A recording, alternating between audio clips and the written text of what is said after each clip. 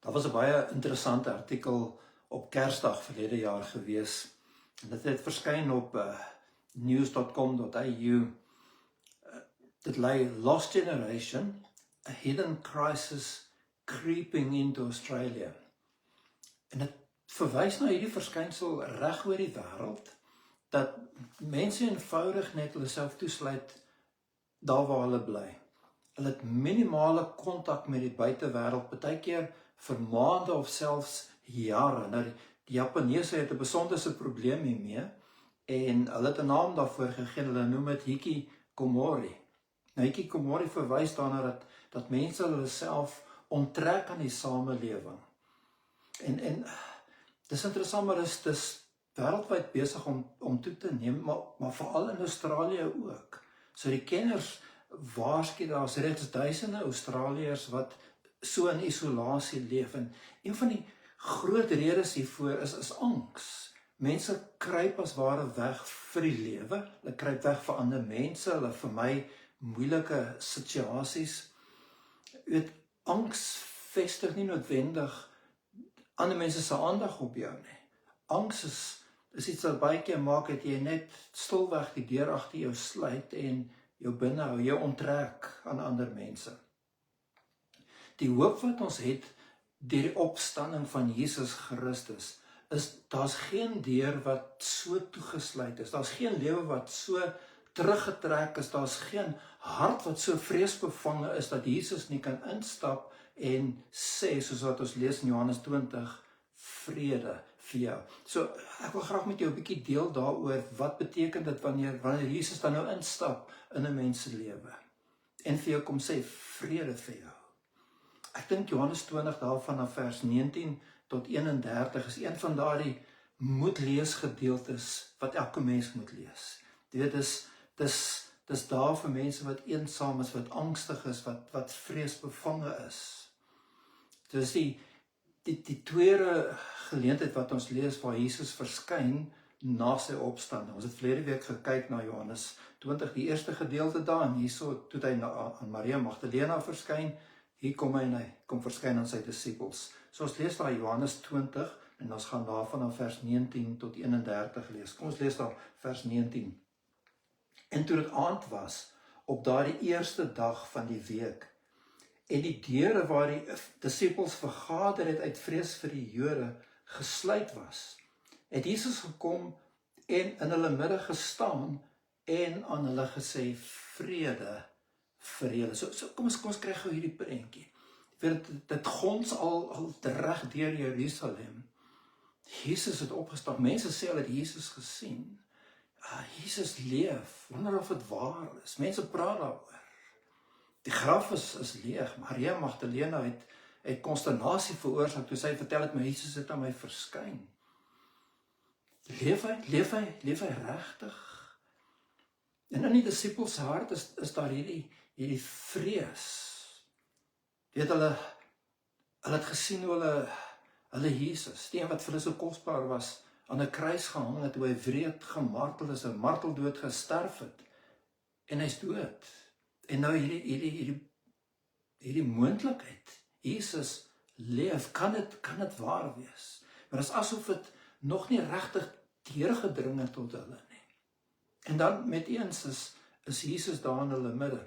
Nou, Lukas skryf ook hieroor, in Lukas 24 vers 37, lees ons dat toe Jesus verskyn, toe skrik hulle boeglam vir hom. Hulle dink dis 'n spook.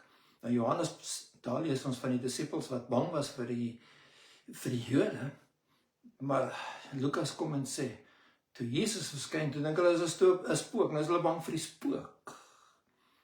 Maar daar's 'n paar dinge wat ek graag wil uitlig. As hierdie waarheid van die opstanding van Jesus tot ons deurdring, dan gee dit vir ons in die eerste plek vrede vir ons verwarde gemoed en ons verwarde gedagtes. Wees Jesus kom en hy sê vir hulle vrede vir julle. Met eens is hy net daar, die deur is gesluit, hulle is bang vir die Jode, vermoedelijk wat kan gebeur. Maar geen deur gaan Jesus keer nie. En as ons nou dink aan mense wat hulle self wegsluit van ander mense, van moeilike omstandighede, Jesus stap net eenvoudig in en en hy's daar vir mense, en dan sê hy, vrede vir julle, wees rustig, ek is hier, ek gaan die verskil maak, ek leef. Daar's 'n tipiese Joodse manier van groet, is amper soos goeiemôre, mag jy 'n goeiemôre hê, vrede vir julle, shalom beteken, mag jy geseënd wees, maar wanneer Jesus kom en hy kom sê dit, dan is dit asof dit 'n nuwe betekenis kry. Dis daardie, ek is hier. En omdat ek hier is daar nie plek vir julle vrees nie. Julle vrees kan verdwyn. Jesus maak 'n einde aan daardie verwarde gemoed en ons deur mekaar gedagtes. En miskien is dit waar jy vandag is ook. Jy weet, daar's soveel dinge wat aan die gang is in jou lewe. En jy het nie 'n antwoord daarvoor, en kom ons wees eerlik, ander mense het nie 'n antwoord daarop nie. Maar Jesus kom en hy kom sê, vrede vir jou. Ja, ek weet die deur is gesluit, jy weet jy skuil weg agter 'n deur. Net daardie deur is simbolies van hoe jy wegkry vir jou probleme, vir die magteloosheid waarin jy sit. Vrede vir jou. Ek is by jou. Ek kan hierdie situasie verander.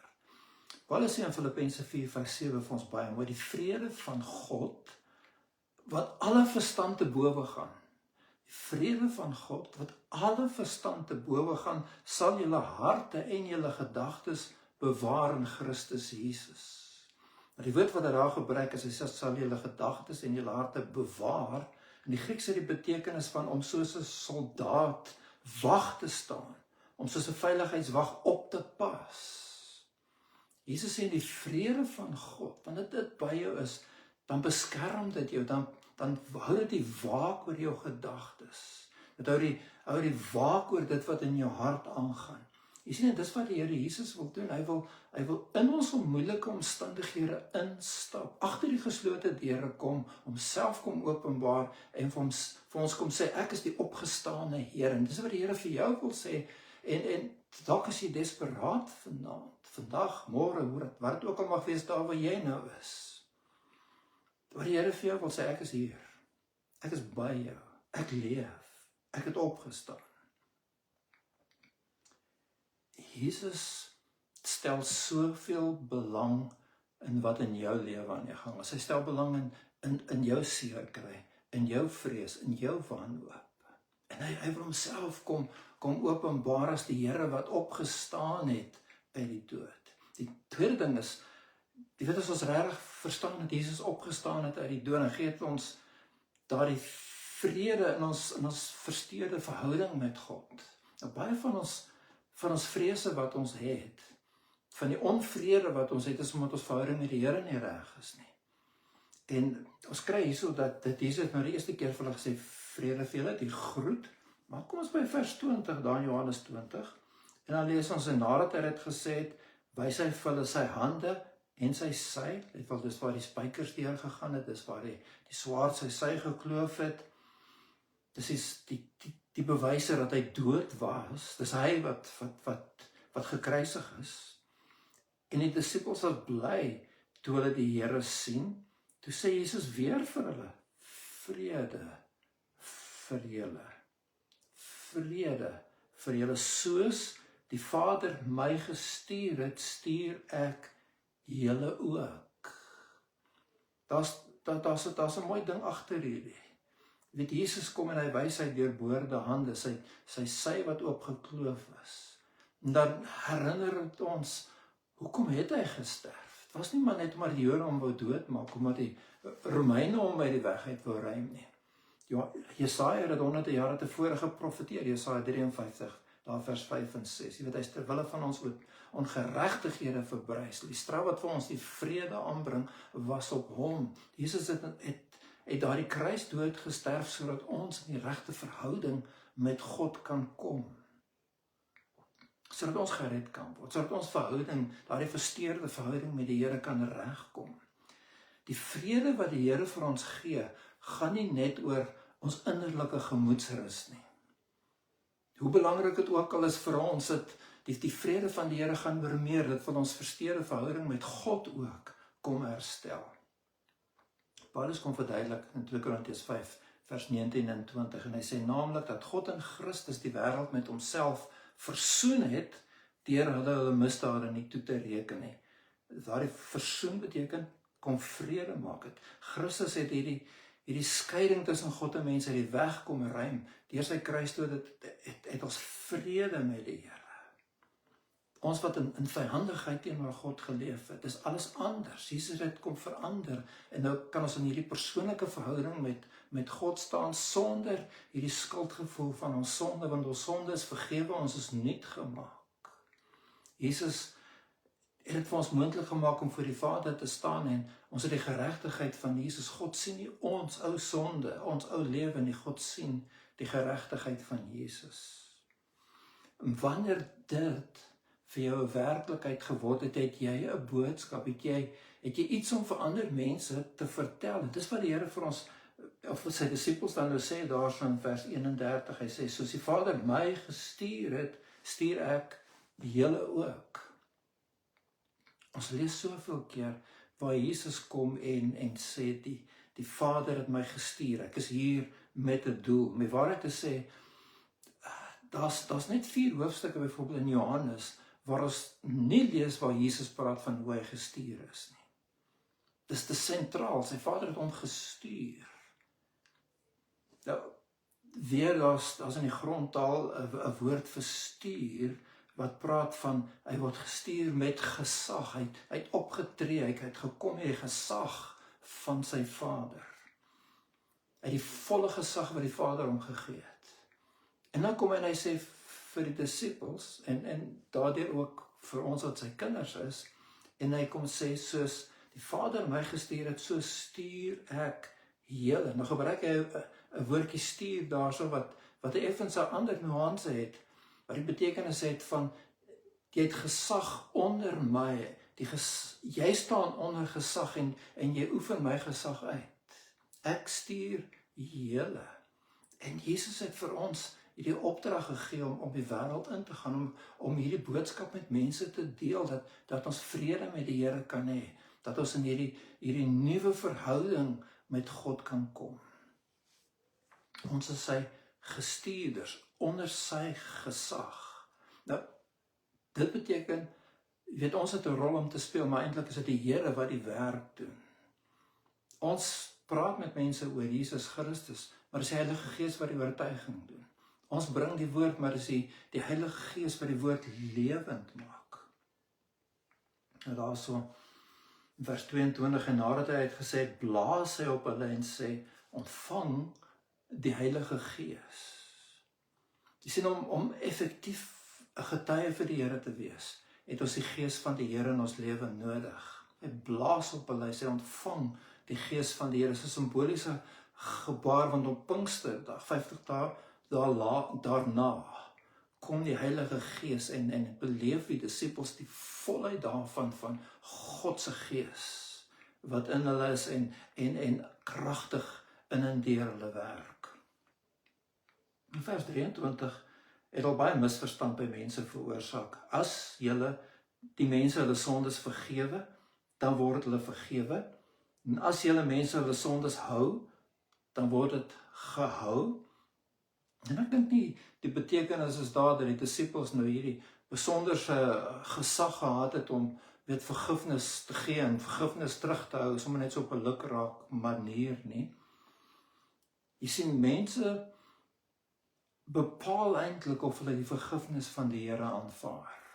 Dis 'n keuse wat mense maak. So die evangelie word aan hulle verkondig, die aanbod van vergifnis deur Jesus Christus, deur te glo in Jesus as verlosser, is daar.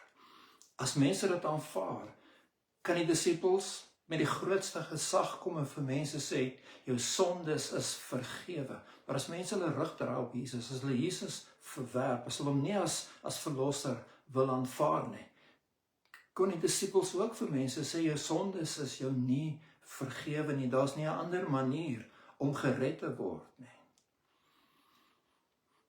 Dit geld vir ons ook. Alleenlik as jy glo dat Jesus Christus die verlosser is wat vir jou gesterf het, jy het voor die Here gekom en jy het vir die Here gesê, Here, ek het my kerk. Gaan dit vir jou vergifnis gee? Nee. Here, ek is 'n goeie mens. Gaan dit vir jou vergifnis gee? Nee. Here, ek is 'n sondaar en ek het nodig dat U my red. Gaan dit vir jou vergifnis gee? Ja. En dan vestig jy jou volle vertroue op Jesus as verlosser. En as jy nie Jesus as verlosser wil aanvaar nie, dan besluit jy op 'n ewigheid sonder God, onder God se oordeel. Dis jou keuse. Nog iets wat, en die derde ding wat ek kan nou hierso sien in hierdie gedeelte, as ons regtig begryp dat Jesus opgestaan het uit die dood, dan het ons vrede vir die vertwyfeling wat ons ervaar, daardie twyfel, daardie wroging wat ons innerlik het. Nou lees ons hierso van Thomas, vers 24. En Thomas, wat genoem word Didymus, een van die 12, was nie saam met hulle toe Jesus gekom het nie. Die ander disippels sê toe vir hom, ons het die Here gesien. Maar hy het vir hulle gesê, as ek nie in sy hande die merk van die spykers sien en my vinger steek in die merk van die spykers en my hand in sy sy steek nie, sal ek nooit glo nie. En 8 dae daarna was die disippels weer binne en Thomas saam met hulle. En Jesus het gekom terwyl die deure gesluit was en hy het in hulle midde gestaan en gesê, vrede vir julle. Dan sê hy vir Thomas, bring jou vingers hier en kyk na my hande en bring jou hand en steek dit in my sy. En my ongelowig wees nie, maar gelowig. En Thomas antwoord en sê vir hom, my Here en my God. Ons leer Thomas ken in die skrif as 'n baie negatiewe mens. Jy weet nie, Johannes 11 vers 16, dis nou na Lazarus dood is, sê Jesus, Lazarus het gesterf en Jesus wil gaan en ons weet hy wil gaan om hom op te wek uit die dood. Thomas is glad nie beïndruk met die idee nie. Hy kom en hy sê, laat ons ook saam met hom gaan en sterwe. Maar hulle gaan vir Jesus doodmaak, hulle gaan vir ons doodmaak. Nou Johannes 14 weer, vers 4 en 5, praat Jesus oor sy weggaan hemel toe. Thomas het nie idee waarvan Jesus praat nie. Hy sê dit vir Jesus. Hy sê hy's stadig om te glo. Dieselfde ding gebeur hier, jy weet, hy sluk baie moeilik aan hierdie storie van Jesus wat opgestaan het, wat die disippels hom vertel. Ja, Maria Magdalena sê, ek het hom gesien. Die disippels kom en sê, ons het hom gesien. Jesus het aan ons verskyn. Thomas sê, ek is nie seker daarvan nie. Neem hom lank om dinge te verstaan en te aanvaar. En weet jy wat vir my so mooi is? Die Here ontmoet hom nogtans. Gas geen veroordeling vir die Here oor hy sukkel om dinge te aanvaar nie. Maar wanneer jy Jesus ontmoet het, dan is daar geen twyfel daaroor nie. Thomas kon voor die tyd nog gewonder het en getwyfel het, maar toe hy Jesus ontmoet, toe is daar geen twyfel nie. Al wat hy kan sê is, my Here en my God. Jesus het 'n woord vir Thomas en hy het 'n woord vir almal. En dis al vers 29. Jesus sê vir hom, omdat jy my gesien het, Thomas, het jy geglo. Salig is die wat nie gesien het nie en tog geglo het. Nog baie ander tekens het Jesus voor sy disippels gedoen. Dis nou wat Johannes hier vir ons sê. Nog baie ander tekens het Jesus voor sy disippels gedoen, wat in hierdie boek nie beskrywe is nie. Aan die woord in die boek Johannes. Maar hierdie is beskrywe. Dit wat Johannes geskryf het, sê hy, dis geskryf dat julle kan glo dat Jesus die Christus is, die Seun van God, en dat deur te glo, julle die ewige lewe kan hê in sy naam. Dis die hoogtepunt van die evangelie van Johannes, wat die een wat sukkel om te glo, kan kom en sê, my Here en my God. Johannes wil dit duidelik sê, die rede hoekom ons hierdie evangelie het, is sodat ons kan glo dat Jesus Christus die opgestane Here is, ons verlosser is. En hy waarsku vir Thomas teen sy ongeloof, en hy waarsku vir ons en ons almal teen ons ongeloof en sê, moenie ongelowig wees nie, kies om te glo, kies om jou volle vertroue op Jesus te stel. Hiermee wil ek afsluit. Ons dien 'n lewende Jesus. Dis die wonderlikste boodskap wat 'n mens kan dink aan. Ek weet nie vir jou mooier woord as dit. Een wat jou lewe kan verander meer as dit. Maak nie saak waar jy is en hoe moeilik jou omstandighede is en hoe toegesluit die deure om jou is en jy as ware wegkruip vir die lewe en wegkruip vir alles wat probleme is en in sak en as sit in moedeloosheid en wanhoop. Die oomblik wat jy kom en jou geloof in Jesus stel, is hy daar vir jou. Hy kom en hy stap binne en hy kom sê vir jou, ek is hier. En dis wat die Here vir jou vandag wil sê, ek is hier, niks hou my buite nie, ek is hier. Al wat my kan weghou is jou ongeloof. Al wat my gaan kan keer om in jou lewe te doen wat nodig is om dinge te verander, is jou ongeloof. Gee my die kans.